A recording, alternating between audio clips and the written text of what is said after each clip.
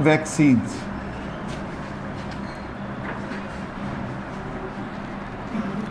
What are vaccines? हमें पता है कि वैक्सीन्स जो हैं ये किसी बीमारी से बचाव के लिए इस्तेमाल होती है। अब वो बचाव के लिए किस तरह से इस्तेमाल होती हैं? They are weakened or dead microorganisms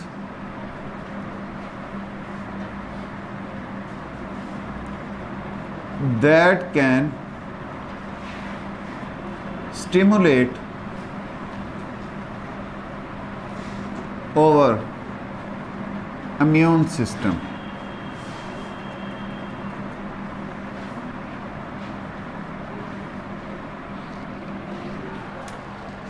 ये मरे हुए या कमज़ोर किए गए पैथोजन्स ही होते हैं।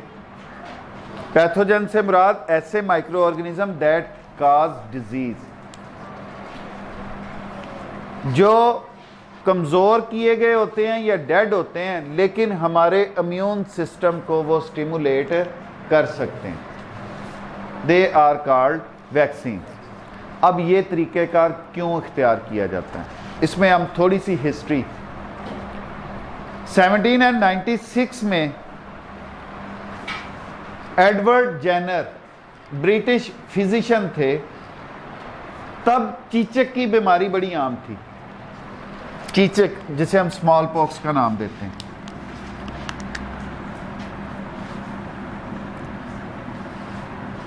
अब इस स्मॉल पॉक्स से जिस्म पर धब्बे बन जाते थे, दाने बनते थे जिनमें पीप पड़ती थी, और जब उनसे बुखार भी होता था और जब उनको आराम आता था तो वो जिस्म पर निशान छोड़ जाते थे। अब ये बीमारी जो थी वो काबिले इलाज भी नहीं थी। अब उन्होंने क्या किया, उन्होंने काउपॉक्स गाय में छाले बनने वाली बीमारी है, गाय के उस छाले में से पीप ली। अब पीप क्या होती है, पस क्या होती है? पस जो है वो डेड माइक्रो ऑर्गेनिज्म होते हैं जो कॉजेटिव एजेंट होते हैं। साथ वाइट ब्लड सेल्स होते हैं जो उस जंग में शहीद हो चुके होते हैं। वो इंट्रोड्यूस करवा दिए एक यंग बॉय के अंदर। अब जब यंग बॉय में वो इंट्रोड्यूस किए, खतरनाक काम था, उसको भी छाले निकल आए। उसको भी क्या हुआ, छाले निकल आए, लेकिन आराम आ गया। उनकी स्वेरिटी ज़रा इनसे कम होती है। अब उसने क्या किया कि इस स्मॉल पॉक्स के पेशेंट से पीप ली छाले से और उस बच्चे को लगा दी, उस यंग बॉय को लगा दी। होना क्या चाहिए था, उससे स्मॉल पॉक्स हो जाता, लेकिन नहीं हुआ। नहीं हुआ क्योंकि इसने वैक्सीन के तौर पर काम किया। अब इसने काम कैसे किया, वो फंक्शनिंग हम इनकी देखते हैं कि क्या मैकेनिज्म जो था वो इसमें। अब वैक्सीन जो बेटे वर्ड है वैका से है। वैका मीन पॉइजन, जहर। वैका मीन पॉइजन, जहर। अब बेटे वैक्सीन काम आम नॉर्मली क्या होता है, आप सोचो, ये हमारे जिस्म का अंदरूनी शय है। बाहर से कोई भी शय हमारे जिस्म में जो दाखिल होगी, माइक्रो ऑर्गेनिज्म हो गए, कोई भी बीमारी पैदा करने वाली शय होगी, इसको हम नाम देते हैं एंटीजन का। इसको हम क्या नाम देते हैं? Antigen is a that thing that gets entry into our body and sensitize और produce an immune response, that is called antigen. कि बाहर से दाखिल होने वाली हमारे जिस्म में ऐसी शय जो इम्यून रिस्पॉन्स को सेंसिटाइज करे, इम्यून रिस्पॉन्स को पैदा करे, that is called antigen.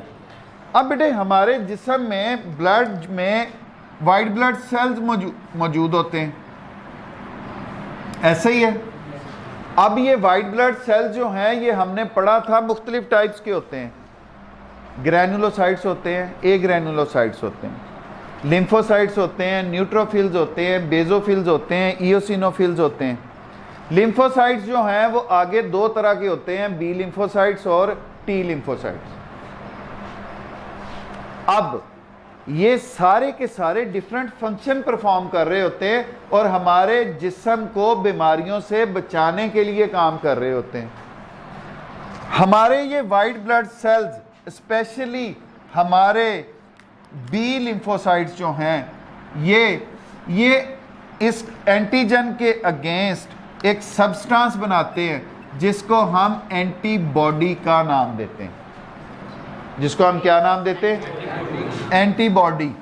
Antibody हमारा जिस्म बनाता है। एंटीजन जो है वो बाहर से दाखिल होने वाला कोई भी पैथोजन हो सकता है। अब ये एंटीबॉडी उस एंटीजन के साथ रिएक्ट करता है, उसको किल करता है, उसको लड़ता है उससे, और वो पैथोजन खत्म हो जाए तो हम बीमार नहीं होते। अगर वो हमारी एंटीबॉडीज की बात ना माने और अपनी तादाद बढ़ाता चला जाए तो फिर हम बीमार हो जाते हैं। ये मैकेनिज्म होता है नॉर्मल। अब एक और मिसाल, बॉर्डर है, एक कंट्री इधर एक इधर, दोनों दुश्मन। अगर एक पार्टनर सोया रहा और दूसरा पार्टनर उस पर हमला कर दे तो क्या होगा? ज्यादा नुकसान, कम नुकसान? और अगर इधर वाला पहले ही जाग रहा है और उसको पता है कि ये हमला हो सकता है, उसने उसके खिलाफ अपना इतनी ताकत जमा की हुई है कि अगर हमला होगा तो हम संभाल लेंगे, तो तब नुकसान उतना ही होगा जितना पहले हुआ था? नहीं। यहां भी यही कुछ होता है। जब वैक्सीन दी जाती है उसमें बीमारी फैलाने की सलाहियत खत्म की गई होती है, वो हमारे जिस्म में दाखिल होता है, इम्यून सिस्टम को सेंसिटाइज करता है, इम्यून रिस्पॉन्स पैदा करवाता है। हमारा इम्यून रिस्पॉन्स उस एंटीजन को ख़त्म कर देता है, लेकिन उसके अगेंस्ट एंटीबॉडीज बना लेता है पहले से। इसके अलावा हमारे इम्यून सिस्टम में मेमोरी सेल्स मौजूद होते हैं। मेमोरी सेल्स से मुराद याददाश्ती सेल्स,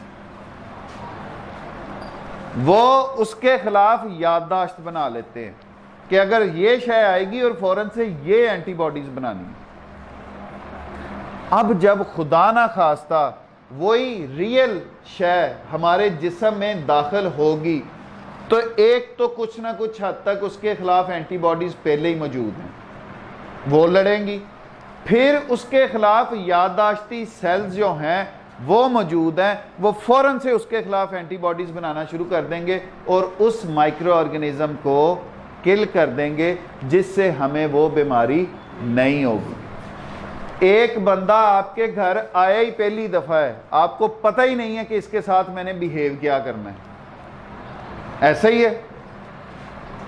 और पहली दफा में वो आके उसके तौर तरीके सलीके आपको बता के जाएंगे कि दोबारा मैं आऊं तो मेरे साथ कैसे। अब जब वो दोबारा आएगा तो आपका बिहेव पहले जैसा ही होगा? अभी नहीं।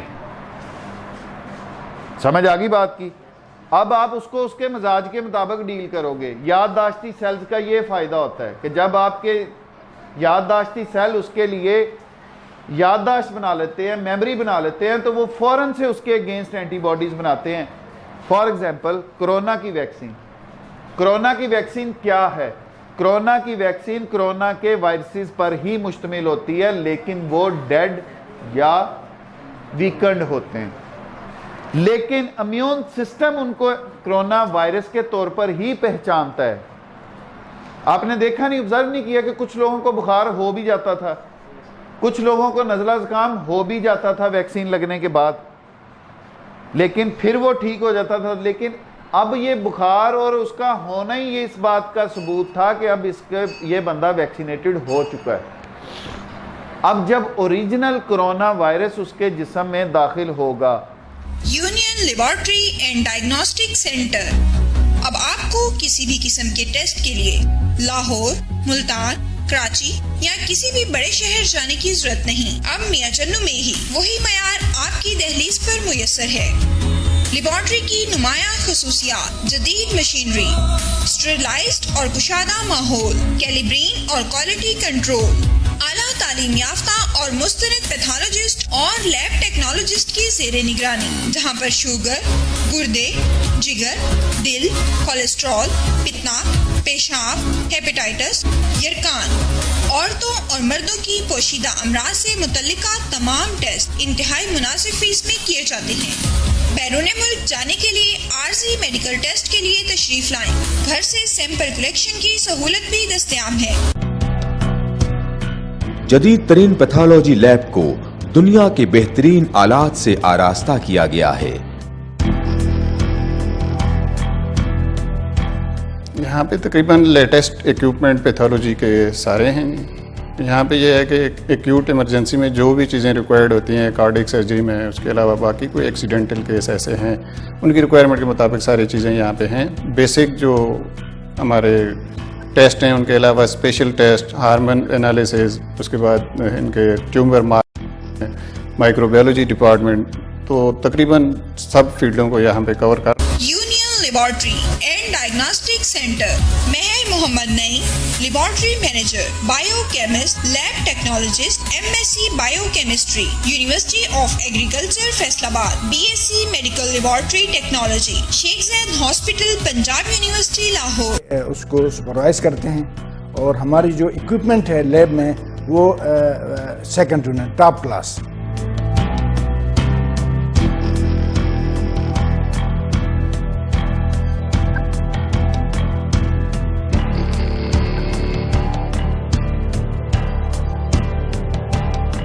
Phone 065-266-2586, 0333-455-7586।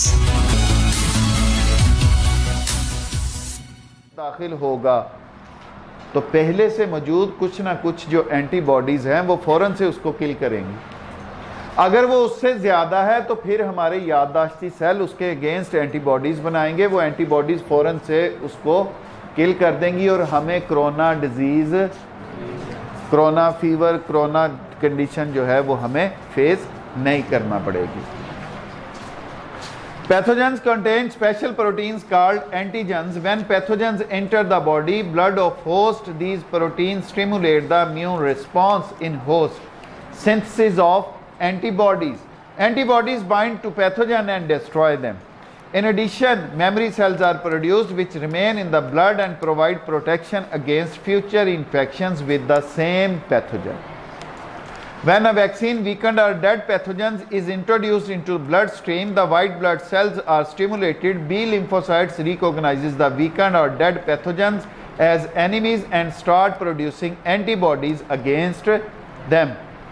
These antibodies remain in blood and provide protection against pathogens. If real pathogens enter blood, the already present antibodies kill them.